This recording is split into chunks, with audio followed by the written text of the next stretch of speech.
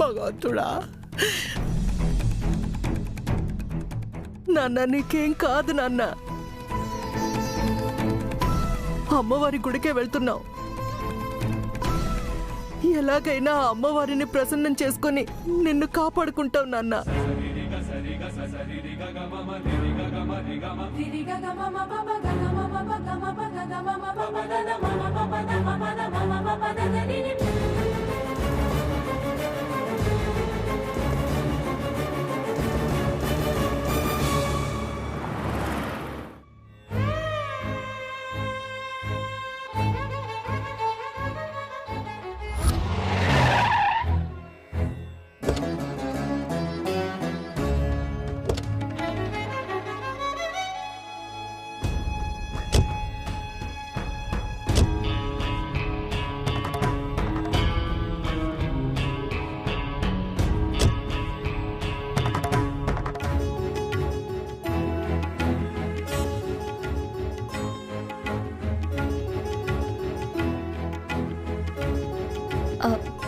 ఆనంద్, ఈ గుడికెందుకు? మనం ధర్మకర్తగా ఉన్న మన గుడికి విరాజ్ని తీసుకెళ్లేవాళ్ళం కదా. ఏ గుడి అయితే ఏంటి, ఏ దేవత అయితే ఏంటి అత్తయ్య, విరాజ్ బ్రతికితే చాలు.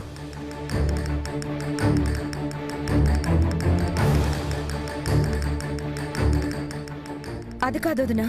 హంస, హాస్పిటల్లో పెద్దావిడ చెప్పిన విశాలాక్షి ఆలయం ఇదే. ఇక్కడైతేనే నా కొడుకుని కాపాడుకోగలవని ఆవిడ చెప్పింది. మామ్, ఆ పెద్దావిడ అమ్మవారు చాలా పవర్ఫుల్ అని చెప్పింది కదా, నువ్వేం మాట్లాడుకో. పదండి అత్తయ్య.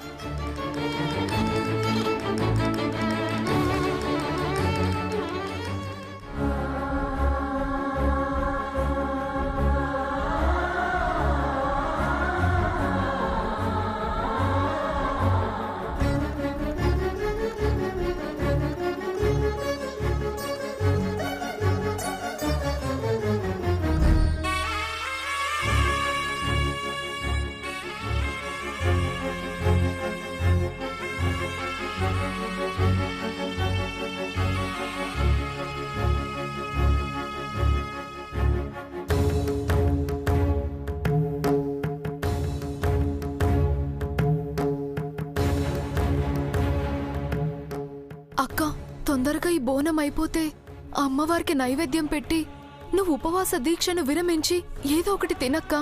పర్వాలేదు మహి, ఆలస్యమైనా సరే ఉండగలను. అక్క, నువ్వు ఎంత నీరసించిపోయావో నీ ఫేస్ చూస్తేనే తెలుస్తుందక్క. నాకేవైనా పర్వాలేదు మహి, ఈ దీక్షని నేను పూర్తి చేస్తాను. తనని కాపాడుకుంటాను.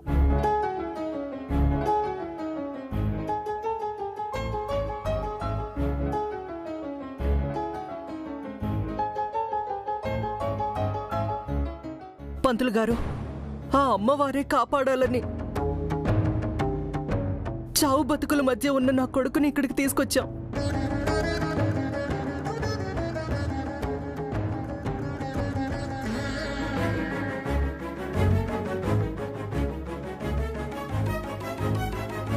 ఈ గుళ్ళో జరిగే ప్రతి పూజ, ప్రతి అభిషేకము, ప్రతి అర్చన, అమ్మవారికి జరిగే ఏ కార్యమైనా నా బిడ్డ పేరు మీదే జరగాలి. అన్నదానాలు, గోదానము, భూదానము, ఏదైనా ఖర్చు ఎంతైనా మేం భరిస్తాం. అన్నీ మా తమ్ముడి పేరు మీదే జరగాలి పంతులు గారు.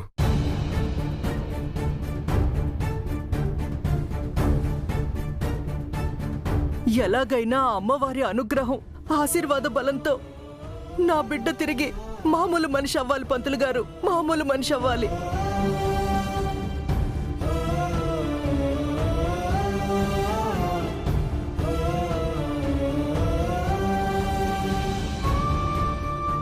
మాకింక వేరే ఏ దారి లేక చివరికి ఇక్కడికి వచ్చాం పంతులు గారు. అమ్మా, నా బిడ్డ చావుని తప్పించి ఆయుష్ని ప్రసాదించు తల్లి, ఆయుష్ని ప్రసాదించు.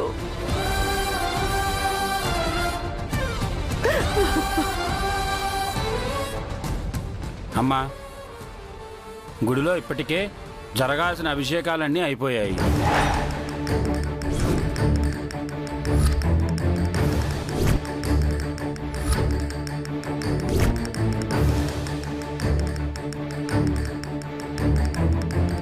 ఏమంటున్నారు పంతులు గారు? అభిషేకాలు అయిపోయాయా?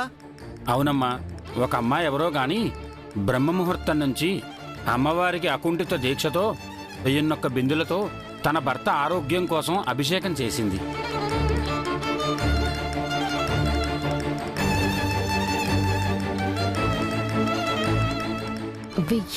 బిందెలా? చాలా కష్టమైన అభిషేకం.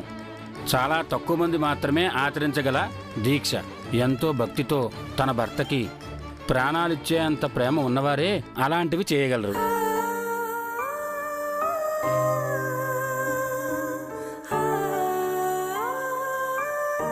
ఇంకే అవకాశం లేదా పంతులు గారు? ఇవాళ ఆషాఢమాసం మొదటి ఆదివారం, అమ్మవారికి బోనాలు కూడా సమర్పించే రోజు. అందుకే ఈరోజు అమ్మాయి చేసిన మహాకార్యం తర్వాత అభిషేకాలు ఆపేశాం.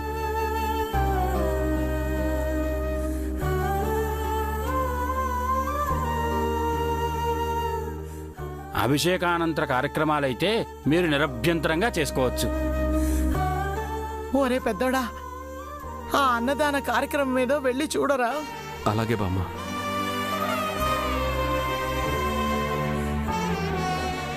అమ్మవారికి విరాజ్ పేరున బోనం సమర్పించాలి. లయ, ఆ బోనాలు ఏర్పాట్లేదు, నువ్వు చూడు. సరే.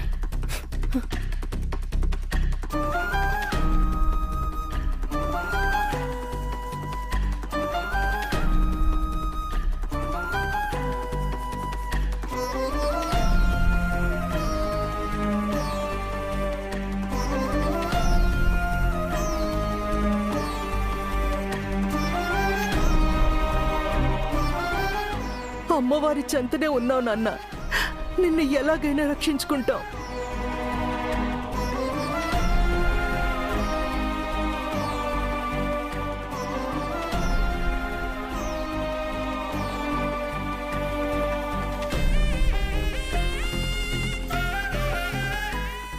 విరాజీ దుస్థితికి కారణం ఓ డమ్మి చైత్రనే. తను డమ్మి కాబట్టే పిన్ని నువ్వు కోపంతో తిట్టి వెళ్ళిపోమంటే చక్కగా వెళ్ళిపోయింది. అదే నిజమైన చైత్ర అయితే విరాజ్ని ఇలా వదిలి వెళ్తుందా? ఎలా వెళ్తుంది? విరాజ్కి బాగుండాలని తనెవరో ఆ అమ్మాయి మొక్కుకున్న బిందెలతో అభిషేకం చేయలేదు? అలా బ్రహ్మాండంగా అభిషేకం చేసి విరాజ్ని దగ్గరుండి బ్రతికించుకునేది. ఎంతైనా డమ్మీనే కదా.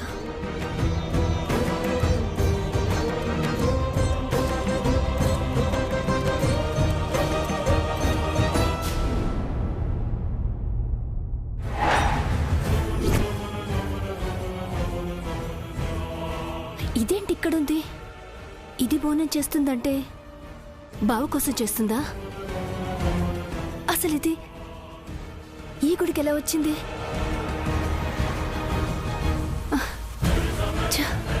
ఇందాక మామ్ అన్నట్టు మేము ఆ గుడికి వెళ్ళినా సరిపోయేది.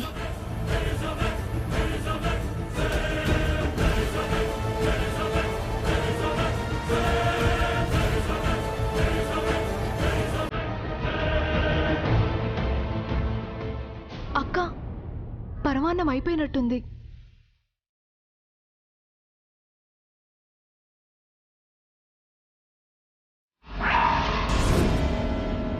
అరే,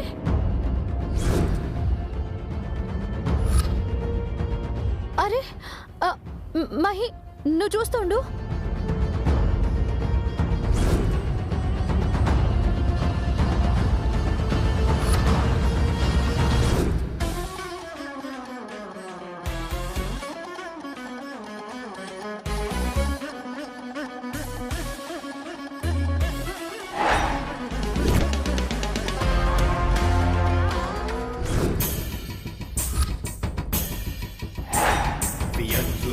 वीचिका विलास विभ्रमद्भ्रमद्विभङ्गभङ्गरङ्गणद्विलोललोललोचने सुधाभिपूर्ण सद्विलोकनैकसेचनैर्मुदा सदा मां कपालिके भजामि भद्रकालिके तुषारभूद्रवर्तिनि निषूदनैककर्तनि निपीतरक्तकर्पूरे नितान्तप्रेम निर्भरे प्रभूतभूतकर्मठे जीव शर्मदे सदाव मां कपालिके भजामि भद्रकालिके रतिकृतोग्रसिंहिके रथोत्सवेषु चण्डिके दयाविहीन भीकरे दयावशा शुभङ्करे प्रचंड शूलिनी चिवेतर प्रणाशिनी सदाव मां कपालिके भजामि भद्रकालिके కన్నయ్య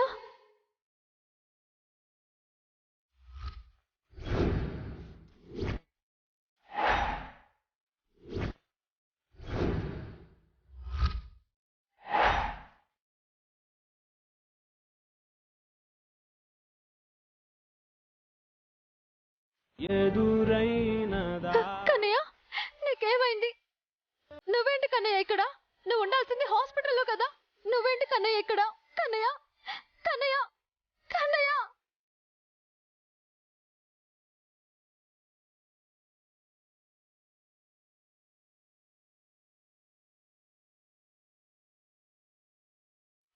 కన్నయ్య కన్నయ్య కన్నయ్య లే కన్నయ్య. కన్నయ్య ఏమైంది నీకు? ఇలా ఉన్నావే?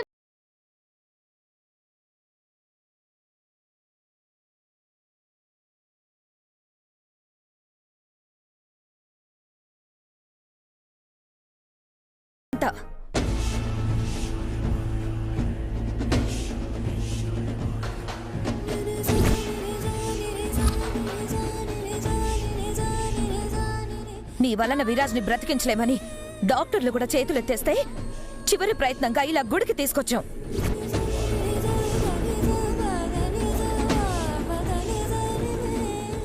అత్తయ్య ఇక్కడ కూడా ఏంటి? ఎక్కడైనా ఇలాగే మాట్లాడతాను. ఎందుకంటే విరాజ్ ఈ స్థితికి కారణం తినే.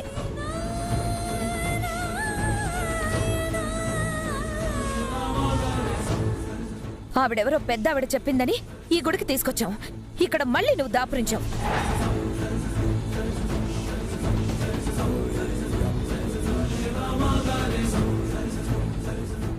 ఎప్పుడు ఏ అనర్థం జరుగుతుందో అని చాలా భయంగా ఉంది.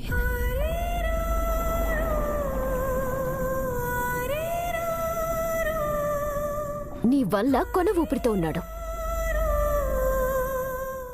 ఇంకా వదులవ విరాజ్ని. స్మైలీ అలా మాట్లాడుకో. ఆనంద్, మమ్మల్ని ఆపడం కాదు. విరాజ్ జీవితంలోకి శనిలా వచ్చి మన ఇంటికి అరిష్టంలా పట్టి పిడుస్తున్నా తినే నాపు.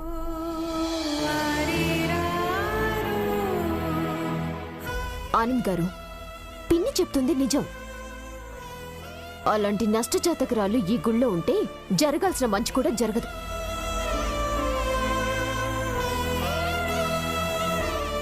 ఇలాంటి కపట బుద్ధున్న వాళ్ల మొహం చూస్తే అనుగ్రహించే అమ్మవారు కూడా ఆగ్రహిస్తుంది. ఆపండి.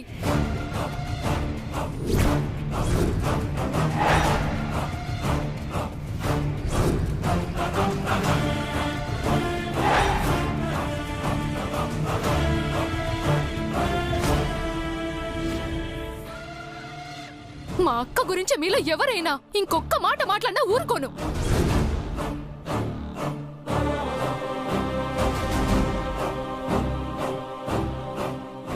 ఏం తెలుసని మా అక్క గురించి మాట్లాడుతున్నారు మీరు?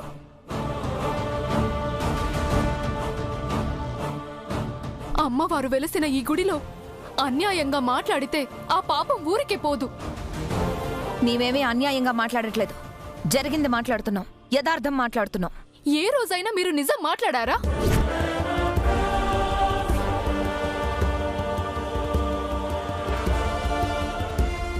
ఏ రోజైనా ఏ విషయంలోనైనా ధర్మం అధర్మం అని ఆలోచించారా? అసలు న్యాయమేదో అన్యాయమేదో తెలుసుకునే విచక్షణ ఉందా?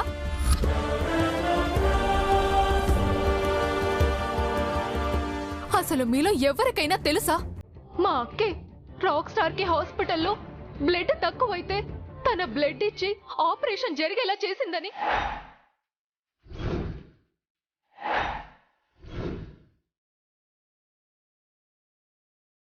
మీరు అనరాని మాటలని తనని తరిమేస్తే రాక్ స్టార్ కోసం ఉదయం నుండి అమ్మవారికి 1001 బిందెలతో అభిషేకం చేస్తూ పచ్చి మంచినీళ్లు కూడా తాగకుండా దీక్ష చేస్తుందని తెలుసా?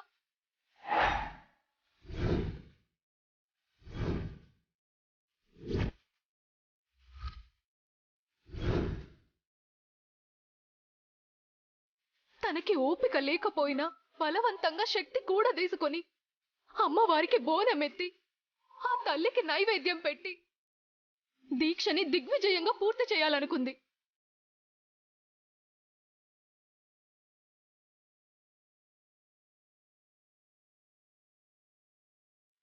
రాక్ స్టార్ కోసం ఇంత చేస్తున్న తనని మాటలతో అంతలా బాధ పెట్టడానికి అసలు మీకు మనసులా వస్తుంది?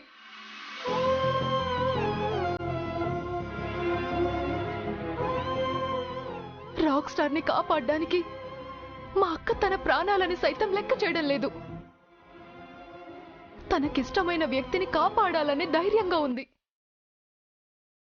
కానీ మీరు అవకాశం దొరికినప్పుడల్లా మా అక్కని రాబందుల్లా పొడిచి పొడిచి చంపాలని చూస్తున్నారు.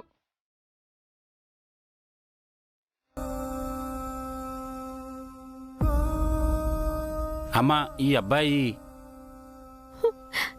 నా భర్త పంతులు గారు. అమ్మా, మీ అబ్బాయి పేరు మీద అభిషేకం జరిగింది అంటే ఈరోజు అన్ని కార్యక్రమాలు మీ అబ్బాయి పేరు మీద జరుగుతున్నట్టే. ఖచ్చితంగా ఆ విశాలాక్షమ్మ అమ్మవారి అనుగ్రహం మీ బిడ్డ మీద ఉంటుందమ్మా.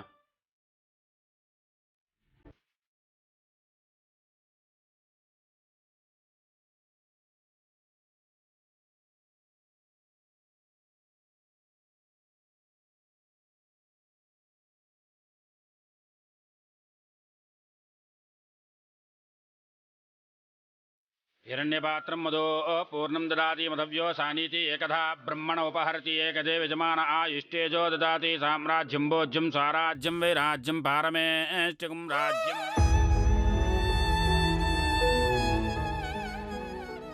అబ్బా, అక్క చెల్లెలిద్దరూ కూడబలుకొని బానే నాటకాలు ఆడుతున్నారు. బానే సెటప్ చేశారు. హంస, ఇంక చాలు. మేమందరం చిన్నోడు కోలుకోవాలని ఏదో ఒక ప్రయత్నం చేస్తున్నాం. నువ్వు నీకు వంత పాడేవాళ్ళు ఏం చేయకున్నా పర్వాలేదు. చేసేవాళ్ళకు అడ్డుపడితే నీకే పాపం.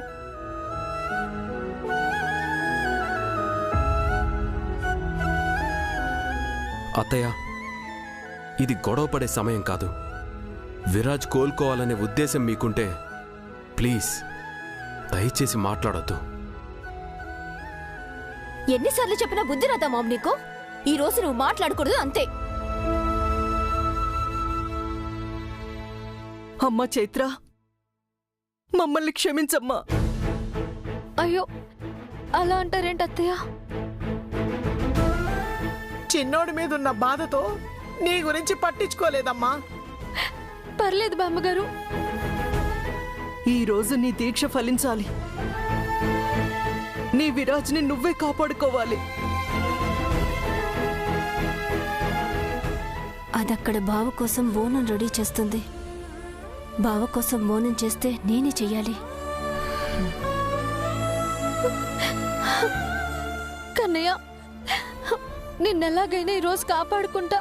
నిన్నెలాగైనా కాపాడుకుంటాను. ఎలాగైనా కాపాడుకుంటాను కన్నయ్య.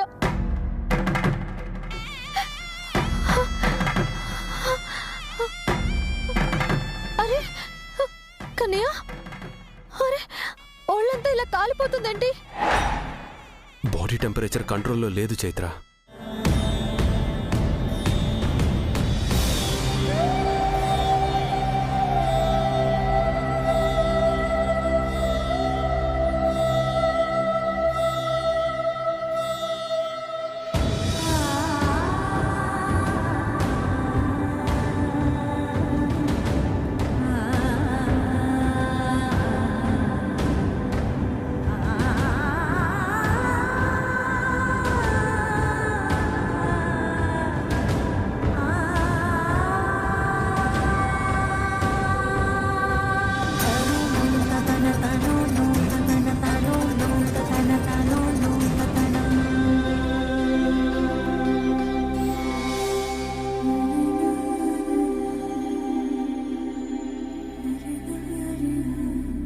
ఇంకాసేపట్లో బోనం ఎత్తి నైవేద్యం సమర్పించుకుంటాను కన్నయ్య. ఆ పాప విశాలాక్షి చెప్పింది దీక్ష పూర్తయిపోతే నీకేం కాదని. ఆ అమ్మవారే మనల్ని కటాక్షించి నిన్ను రక్షిస్తుందని ఏ ఆటంకం లేకుండా ఈ దీక్ష పూర్తి చేసి నిన్ను మామూలు మనిషిని చేసుకుంటాను కన్నయ్య.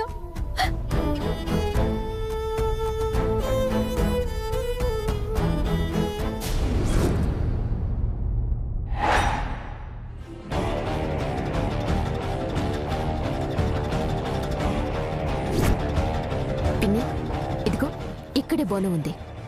ఇది ఆ డమ్మి దాని బోనమే. ఇంకెవ్వరూ ఈ గుళ్ళో బోనం వండలేదు కదా.